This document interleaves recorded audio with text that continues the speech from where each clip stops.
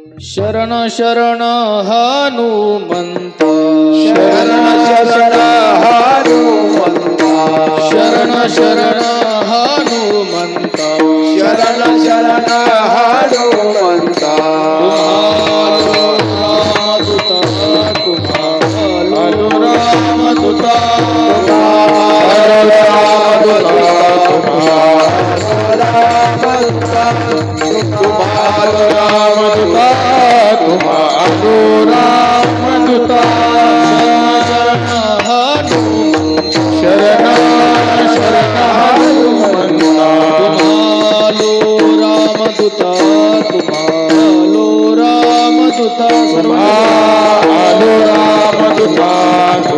तुम्हालो रामदूत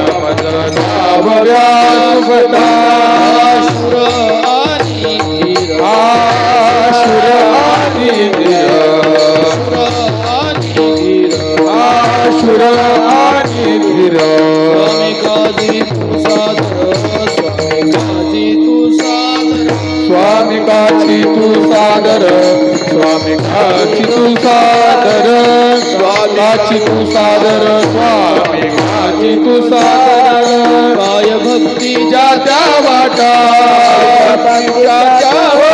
काय भक्ती जात्या वाटा सुभटा मदलाव्या सुभटा मदलाव्या सुभटा मदलाव्या सुभटा मदलाव्या सुभटा मदलाव्या सुभटा तुका म्हणे रुद्रा तुका म्हणे रुद्रा तुका म्हणे रुद्रा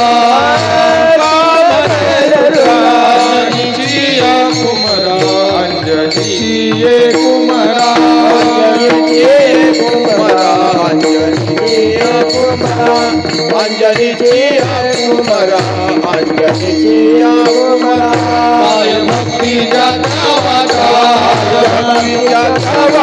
काय भक्ती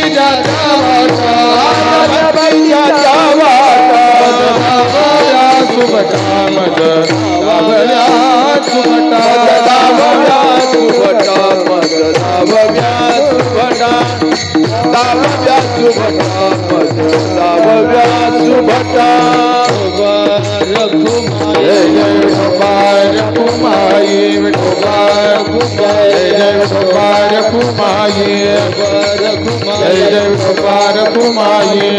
रघुमाई रघुमाई हे रघुमाई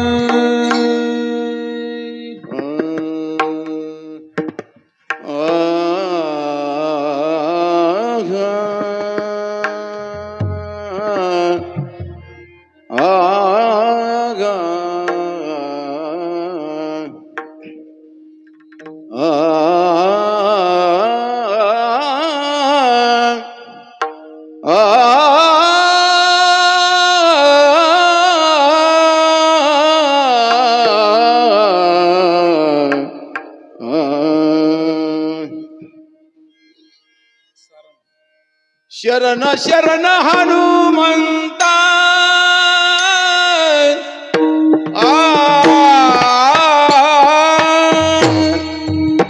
शरण शरण हनुमंता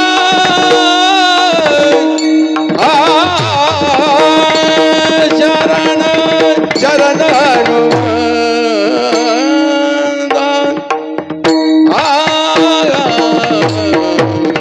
शरण शरण हनुमंता शरण शरण हनुमंता शरण शरण हनुमंता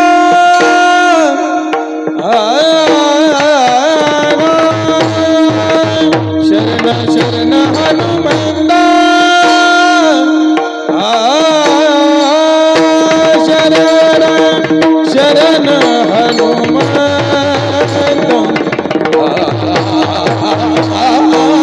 शरण शरण हनुमंता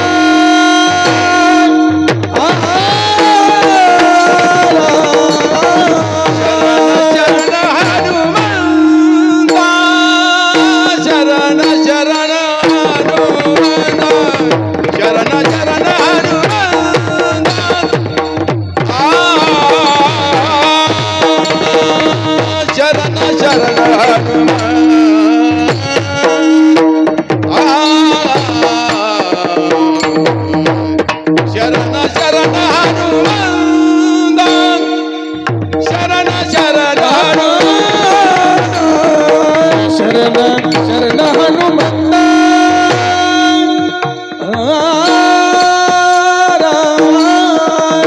शरण शरण हनुमंता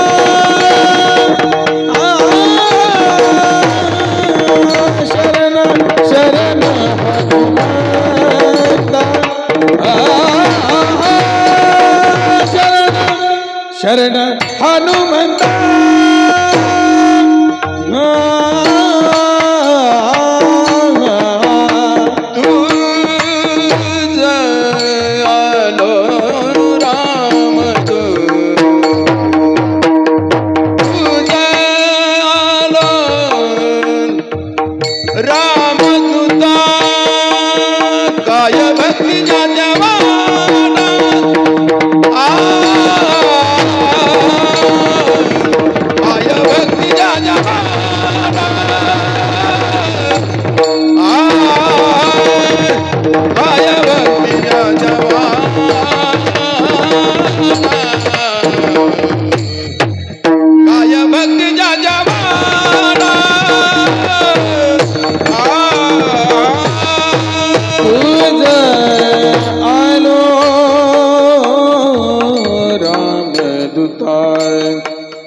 तुझ आलो राम दूता तुझ आलो राम दूता गाय भक्ती जात्या वाटा गाय भक्ती जात्या वाटा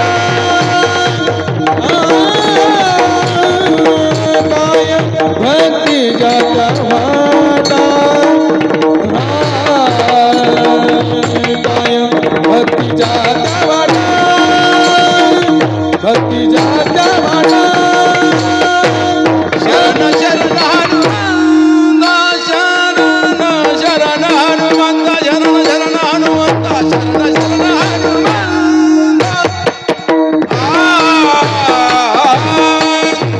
शरण शरण हनुमंता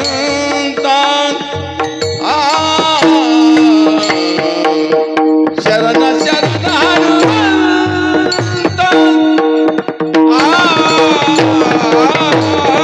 शरण शरण हनुमंता शरण हनुमंता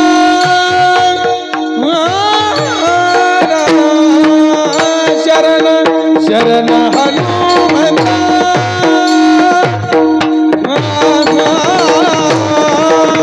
शरण शरण हनुमंता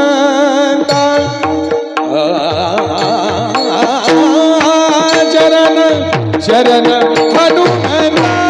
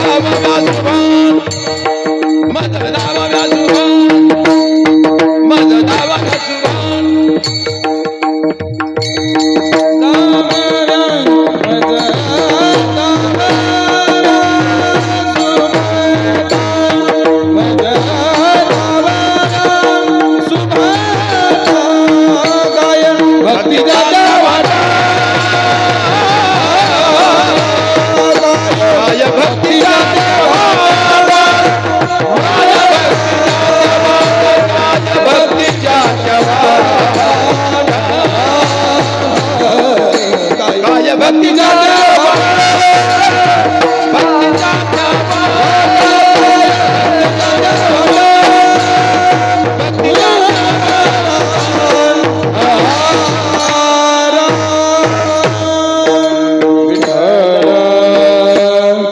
विठ्ठला शरण शरण हनुमंता शरण शरण जी हनुमंता तुम्हा आलो रामदूता काय भक्तीच्या त्या वाटा मज दाबाव्या सुभटा शूर आणि धीर स्वामी काजी तू सादर काय भक्तीच्या त्या वाटा मज दाबाव्या सुभटा तुका म्हणे रुद्रा अंजनीची कुमरा काय भक्तीच्या त्या वाटा मज दाबाव्या सुभटा विठ्ठल विठ्ठल विठ्ठल विठ्ठल विठ्ठल विठ्ठल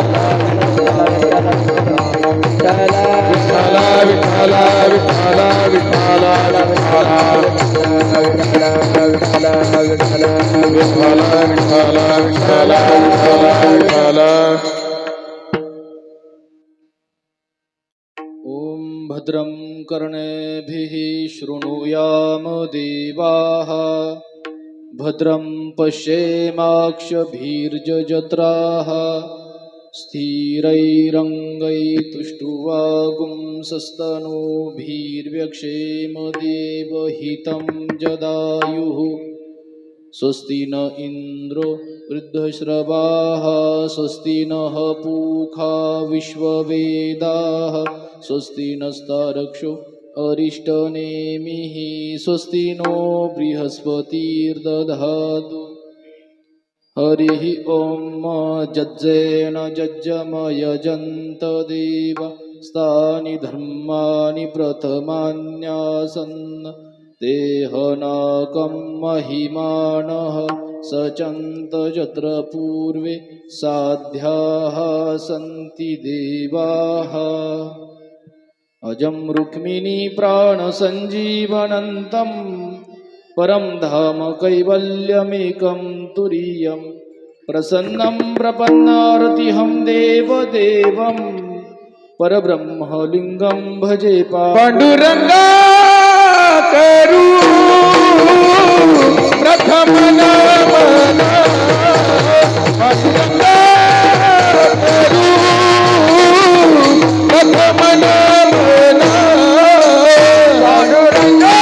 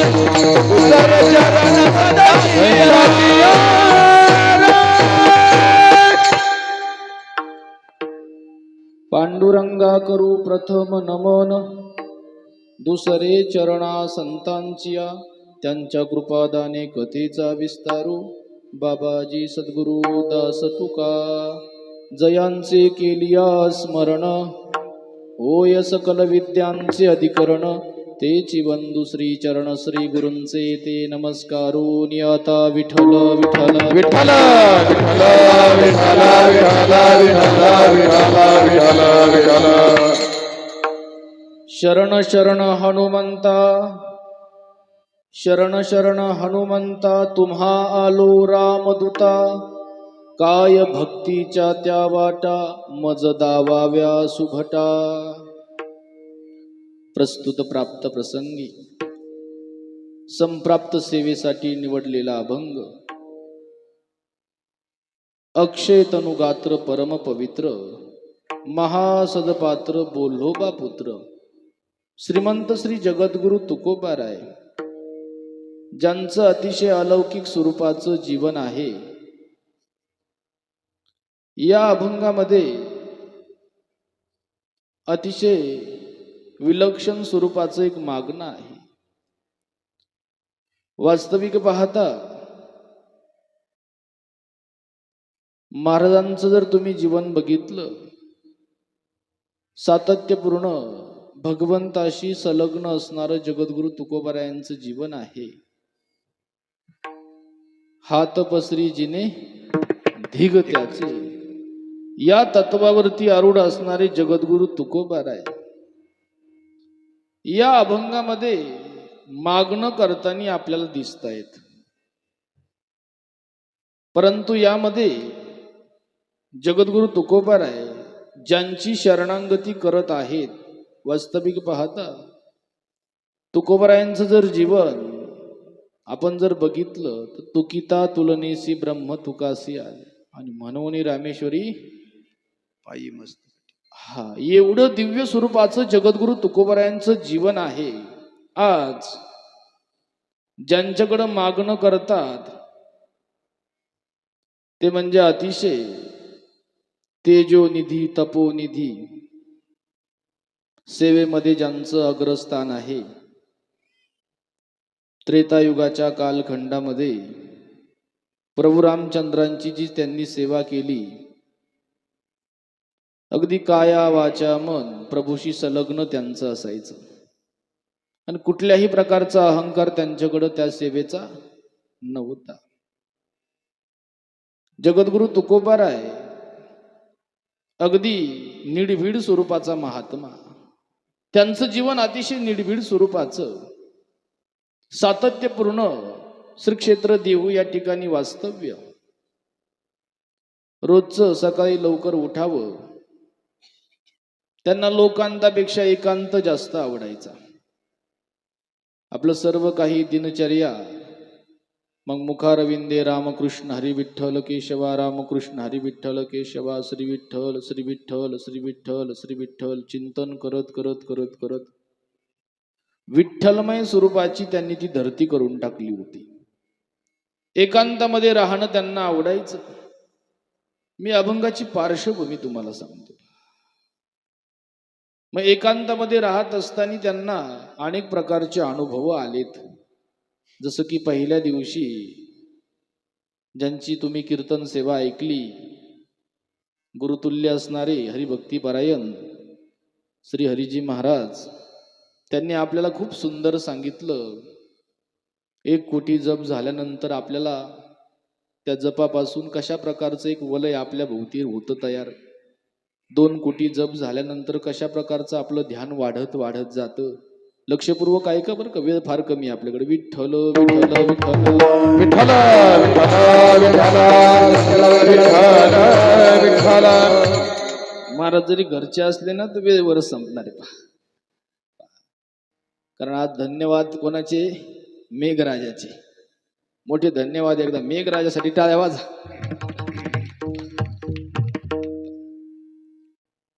शेवटी ज्याची खरी सेवा त्याच्या भय काय जीवा. महाराज मारुती रायालाच काळजी आमची. विठ्ठल विठ्ठल विठ्ठल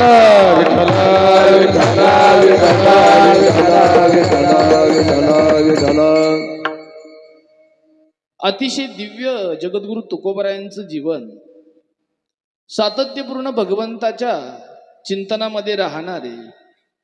मग त्यांच्याही जीवनामध्ये दिव्य दिव्य अनुभूती त्यांना प्राप्तच होत्या. जसं जसं नामस्मरण वाढत वाढत गेल्यानंतर त्याच भामचंद्र डोंगरावरती त्यांना सगुण साक्षात्कारही त्या ठिकाणी देवाचा झाला. आणि तदनंतरच्या कालखंडामध्ये महाराजांनी अगदी हे जे जगत आहे एका वेगळ्याच बाजूला चाललं आहे. प्रत्येक जीवाला भगवत प्राप्ती झाली पाहिजे. कारण काय असतं, अंतःकरणामध्ये जर चंचलता असेल तर भगवंताची प्राप्ती आपल्याला होणार नाही. आज आपल्याकडं भागवत आहे, ज्ञानोबरायांची ज्ञानेश्वरी आहे, श्री गाथा आहे, तरी देखील आपल्यामध्ये का चंचलता आहे? त्याचं मुख्य कारण हेच आहे, फक्त घरात ठेवले आहे आपण ते. खरं आहे की खोटं आहे? कारण संत मंडळींच्या संबंधाने जर सांगायचं झालं, मी तुकोबरायांचा अधिकार आपल्याला सांगतो.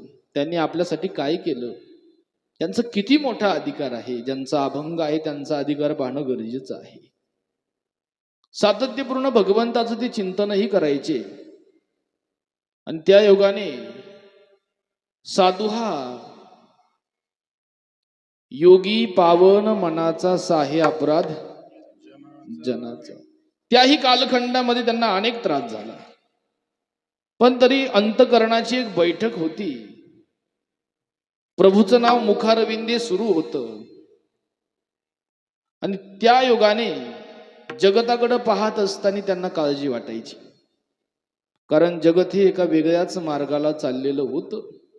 साधूला वाटत असतं जगताचं कल्याण व्हावं, आणि त्याच दृष्टीने त्यांनी घरदार सोडलेलं असतं. पहा, मग अगदी धर्म प्रसार व्हावा, प्रत्येक जीवाला भगवंताची भेट व्हावी, ही आत्मीयता त्यांच्याकडे होती.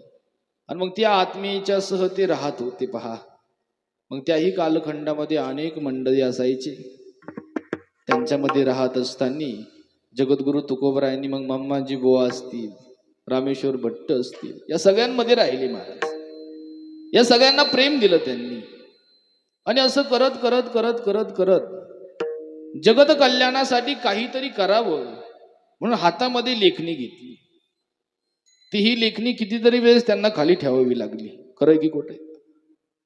अनेक प्रकारचं त्यांना त्रास झाला, लेखणी त्यांना ठेवावी लागली.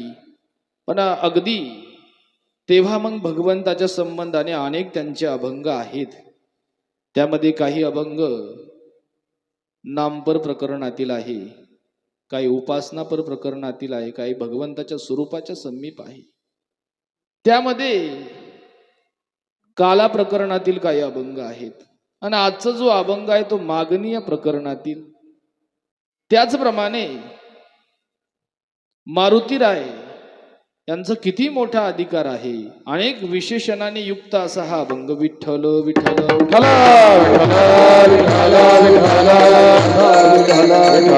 विठ्ठल विठ्ठल विठ्ठल. महाराज बोलतात, लक्ष देताय ना तुम्ही? इकडं पाठीमागं बसलेले देताय ना सगळेजण? इकडं अगदी आज एवढा मोठा आनंद आहे ना, जो मी शब्दातही व्यक्त करू शकत नाही. मारुतीरायांना एवढा आनंद आहे, एवढा आनंद आहे. या आनंदाला कधी नजर लागू देऊ नका आपली. फार मोठा आनंद आहे मारुतीरायांना. आज आपण जो उत्सव साजरा करतो, रामप्रभूंचाही उत्सव आपण साजरा केला.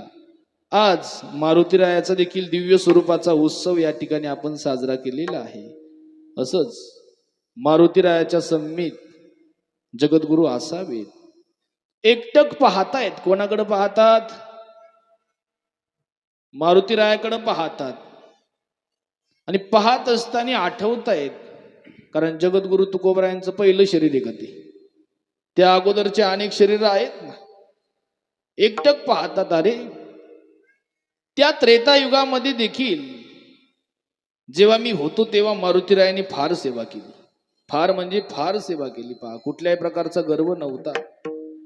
कितीतरी वेळेस भगवंतावरती संकट यावं, पण मारुतीरायांनी ते दूर करावं. स्वतःसाठी एकही दिवस जगले नाही ते. सातत्यपूर्ण प्रभू सोबत राहिले. अगदी तुकोबरायांच्या डोळ्यामध्ये पाणी आहे आणि अगदी देवाकडे पाहत पाहत लेखणी सुरू आहे. आणि मग तेव्हा ते अक्षर आले, शरण शरण जी हनुमंता. बघितलं त्यांच्याकडं. अहो महाराज मारुतीराया, मी तुम्हाला शरण आलो. शरण शरण जी हनुमंता, तुम्हा आलो रामदूता. रामदूत हे विशेषण फार मोठे. तुम्ही अनेक दूत पाहिले असतील, पण मारुतीरायांसारखी सेवा करणारा एकमेव दूत आहे बा. शरण शरण जी हनुमंता, तुम्हा आलो रामदूता. काय भक्तीच्या त्या वाटा मज दावाव्या सुभट. अगदी काय असतं, हा एक संवाद आहे. समोर मारुतीराय आहे, एका बाजूला तुकोबाराय आहेत. आता काहीतरी विचारायचंय, काहीतरी मागून घ्यायचंय. आणि मग मागायचं असल्यानंतर वर्णन करावं लागेल की नाही हो. तुम्हाला जर एखाद्याकडून एखादी वस्तू मिळवायची आणि त्याला जर नाव ठेवले तर देईल का तो? माता माऊल्यांनो, एखाद्याकडून जर काही मिळवायचं असेल तर त्याचं वर्णन करावं लागतं ना महाराज. तर आपल्या इथं काल स्वामीजींनी फार सुंदर सांगितलं महाराज. आणि अगदी खोपटी हे असं गाव आहे, या गावामध्ये जेव्हा सप्ताह असतो ना, सर्व मंडळी एकाच दालनाखाली राहतात. हे फार महत्वाचं आहे, फार महत्वाचं आहे. काल फक्त 10च मिनिटं थांबणार होते, पण 1.5 तास प्रवचन केलं त्यांनी. पहा, आमच्याही अंतकरणामध्ये खोपटीविषयी फार प्रेम आहे. कारण अनेक ठिकाणी फिरत असतो आम्ही. फिरत असताना अनेक अनुभव येत राहतात.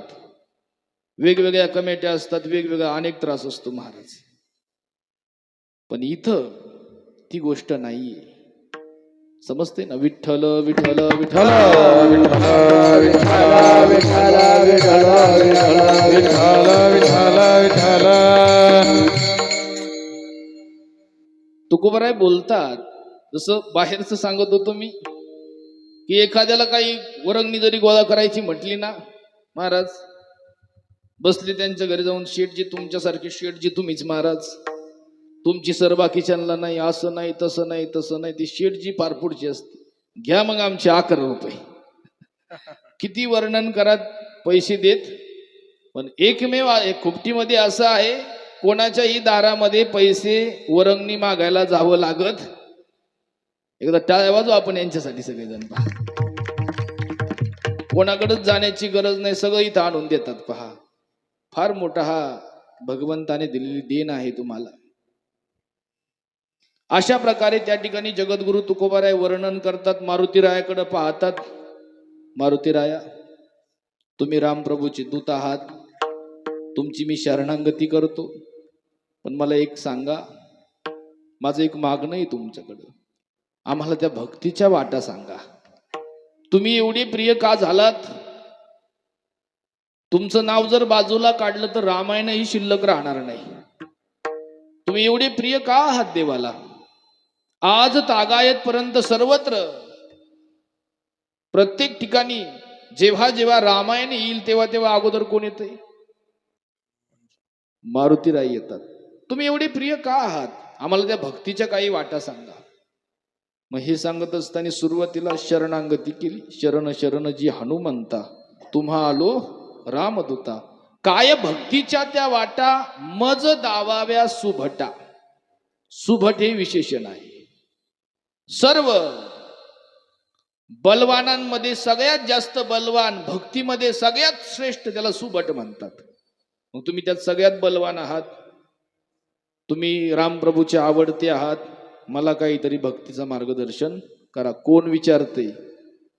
हे पण महत्वाचं आहे बरं का. जगद्गुरु जे सातत्यपूर्ण, जिजाई साहेबांना जर त्यांना भेटायला जायचं असेल ना, जिजाऊ साहेबांना, तर माती हातात घ्यायच्या आणि कानाला लावायच्या.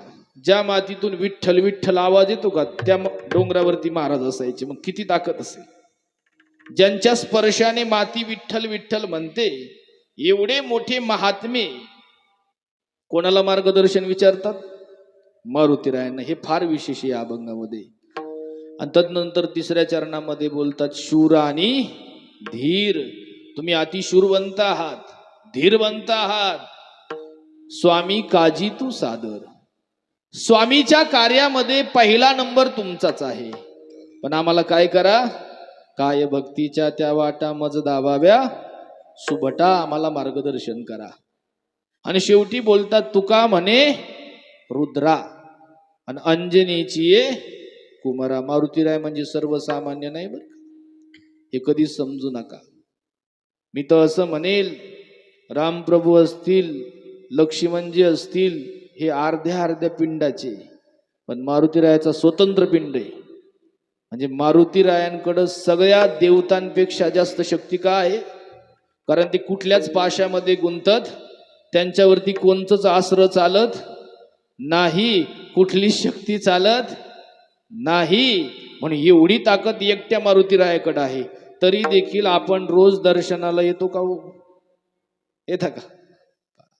एवढी शक्ती एकट्यांकडे आहे. कारण तुका म्हणे रुद्रा अंजनीची ये कुमरा. साक्षात तुम्ही रुद्र आहात, अंजनी मातेचे आवडते कुमार आहात. पण आम्हाला काय करा, काय भक्तीच्या त्या वाटा मज दावाव्या सुभटा. विठ्ठल विठ्ठल विठ्ठल विठ्ठल विठ्ठल विठ्ठल विठ्ठल विठ्ठल विठ्ठल. अशा प्रकारे अभंगाचा शब्दशः अर्थ मी तुम्हाला सांगितला, तुम्हाला सर्वांना समजला असेल. एवढे दिव्य असताना जगद्गुरु तुकोबाराय मारुतीरायाशी त्या लेखणीच्या माध्यमातून संवाद साधतात. कार्यक्रम किम निमित्त आहे सर्वांना माहीत आहे. प्रभू रामप्रभूंची रामनवमी ते हनुमान जयंतीच्या दुसऱ्या दिवशी आपली काय असते, सांगता असते. गुरुवर्य महाराजांच्या सुंदर अशा अमृततुल्य वाणीतून आपण सर्वजण आता उद्या मंत्रमुग्ध होणार आहोत. आणि आजचा आमचा मागण्याचा दिवस. विठ्ठल विठ्ठल विठ्ठल विठ्ठल विठ्ठल विठ्ठल विठ्ठल. तर या मागणीचं असं असतं, काय मागावं हे समजलं पाहिजे, कोणाला मागावं हे पण समजलं पाहिजे, किती मागावं हे पण समजलं पाहिजे. काही मंडळी काय करतात, कोणालाही काही मागतात. जसं एकाने काय केलं, महादेवाची उपासना केली, एवढी उपासना केली, एवढी उपासना केली. हल्लीची काय आवडत नाही बुवा आम्हाला. बेलाचं झाड दिसलं की उचलले, दिलं मांडून पिंड तिथं. ही चुकीची उपासना आहे बरं का. कारण आपल्या धर्म परंपरेला काही नजर लागत आहे, आपण ते वेळ काढणं गरजेचं आहे. देवाचं अधिष्ठान स्थापन करणं हे एक वेळ सोपं आहे, पण त्याचं पावित्र्य जपणं अति अवघड आहे. तुम्ही देवावरती खरंच प्रेम करता का हो? ऐका, ज्या देवाला तुम्ही ज्या बेलाच्या झाडाखाली ठेवलं, तिथंच सारं धुण्याचं पाणी जातंय, तिथंच सर्व प्रकारचं चालतंय तुमचं. पहा, मग ती विटंबना आहे देवाची. अशी देवाची कधीच उपासना होत नाही, अशी उपासना कधी करू पण नाही. पहा, देवाचं जसं की पहा ना, तुमचं किती प्रेम असतं त्या संसारामध्ये. तुम्ही पहा, आता रात्रीची वेळ असावी, बाहेर विजा चमकायला लागल्या, 12 वाजलेले होते. तेवढ्यात जाग आली की घराच्या बाहेर साबणीचा, भांडे धुण्याच्या साबणीचा 2 बोटाचा तुकडा राहिला. झोप लागते का? लागते? अजिबात नाही. भितडीला धडकन पण काय करील, बाहेर येईल, साबणीचा तुकडा उचलन आणि कुठं आणेल. ऐका, संसारातल्या 2 बोटाच्या साबणीच्या तुकड्यात एवढा जीव आहे, त्याच्यातला अर्धा तरी जीव देवात आहे का हो? ज्या दिवशी येईल का त्या दिवशी भगवंताची कृपा होईल तुमच्यावरती. इथं देखील एक मी तुम्हाला उदाहरण सांगत होतो, त्यामध्ये त्याने उपासना केली, फार उपासना केली, फार उपासना केली. भगवान शंकर प्रसन्न झाले. काय मागावं हे समजलं पाहिजे. बोल म्हणे भक्ता, तुझ्यावरती प्रसन्न आहे, काय हवंय तुला?